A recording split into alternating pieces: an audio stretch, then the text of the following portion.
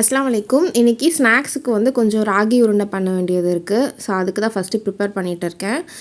வெல்லம் வந்து நான் எப்போவுமே இந்த மாதிரி கிரேட் பண்ணி வச்சுக்குவேன். ஸோ அப்போ தான் நமக்கு வந்து யூஸ் பண்ணும்போது ஈஸியாக இருக்கும். இதை துருவி வைக்கிறது ஆக்சுவலாக கொஞ்சம் கஷ்டமான ப்ராசஸ்ஸு. அதை பண்ணிட்டோன்னா நம்ம அந்த பால்ஸ் வந்து ஈஸியாக பண்ணிடலாம்.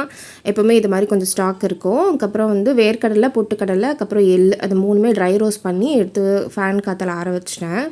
இப்போ வந்து 2 கப் ராகி வந்து நெய் போட்டு நல்லா வறுத்துக்கிறேன். அது நல்லா வாசனை வரும். அந்த அளவுக்கு நல்லா வறுத்துக்கிட்டு எந்த டம்ளரில் எடுத்தனோ அதிலே வந்து 2 டம்ளர் வந்து வெல்லம் சேர்த்துக்கிறேன். வெல்லம் சேர்த்ததுக்கப்புறம் நல்லா இப்படி கலந்து விட்டுக்கோங்க. அந்த வெல்லம் கட்டி எதுவும் இல்லாத மாதிரி. அதுக்கப்புறம் வந்து நம்ம ஏற்கனவே வறுத்து வச்சுருந்தோம்ல அந்த வேர்க்கடலை, பொட்டுக்கடலை அதையுமே நல்லா மிக்சியில் அரைச்சி சேர்த்துக்கிறேன். நான் வந்து நல்லா நைஸாக அரைச்சிருக்கேன். உங்களுக்கு வேணும்னா கொஞ்சம் குறைன்னு அரைச்சிக்கோங்க.